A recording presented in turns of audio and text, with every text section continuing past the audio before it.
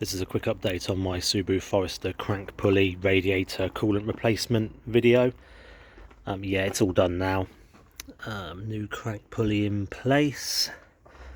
Rather annoyingly, I had to reuse the alternator and the power steering belt because the one I ordered didn't arrive, but it's the front one here rather than the rear one, which is the power steering, which is the one that got shredded. So yeah, that's all sorted. I think I've bled the coolant now.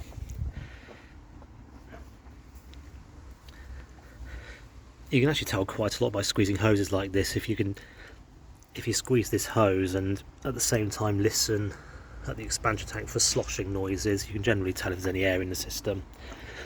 You can also tell once it's up to temperature and the hoses are pressurized whether there's any air by how much you can deflect that by, because of course air compresses whereas liquid doesn't. So look at the overflow. So yeah, that's the position right on the overflow, just above the minimum mark. Ideally I would have had it bang on, but that's close enough.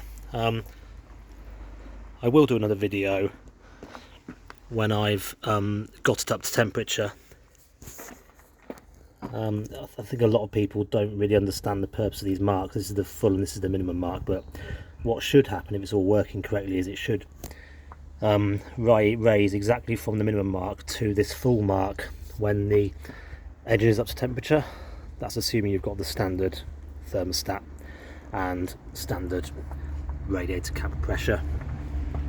I know I said in the previous video that I thought there was a leak around this join here. I can't actually tell if there is one or not, so I think I'm just going to keep an eye on it. You can see there's kind of liquid here, but that's actually I think that's the oil I sprayed round it to kind of make sure it doesn't get corroded. So I think that's going to be fine. I'm going to keep an eye on it, but yeah, it turns out this little metal tank's not actually available for the Forester STi brand new anymore. It's no longer in production. You can get them for the Impreza, like 2002 year Impreza, but I don't know whether they are exactly the same or not. So I think I'm just going to run with it and see what happens. The radiator seems fine.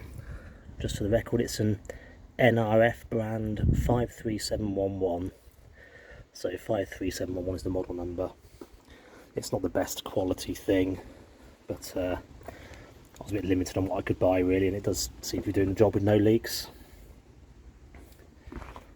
So I'll just take it for a drive and we'll just check the coolant level and the pressure in the hose once it's heated up. So I'm just back from a quick drive. You can hear the engine ticking. I didn't go too far, 3 or 4 miles. When you're bleeding coolant like this, it's important not to put too much load on the engine, but you do want to vary the RPM up and down quite a lot because the water pump is powered by the cam belt, obviously. So let's have a look at the coolant level. This is with a fully warm engine. You see it's just below the full mark now in the expansion bottle, and that should be fairly consistent if you don't have any coolant leaks or head gasket issues or anything. We'll just look at the top hose for the pressure. So you see it feels pretty firm. There might still be a slight amount of air in there maybe. I think I have felt it firmer. But yeah, that's the sort of thing you're going for. You know, you can see it's kind of bulged out a bit and it's not really squishy. You know, if you've got lots of air in the system, you'd find that this hose, although it's firm, it is still really squishy because you can squish all the air wherever it is in the system, up here also.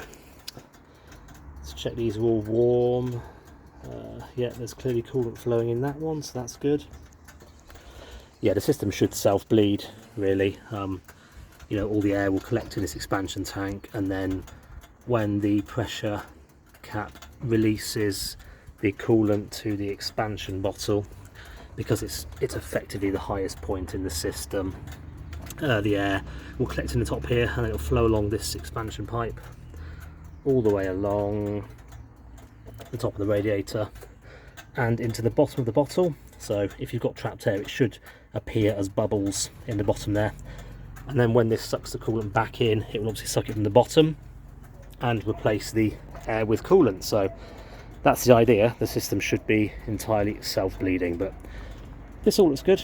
I'm going to keep an eye on it for just a few days to check that that level stays consistent between a cold and a warm engine, and then it's job complete.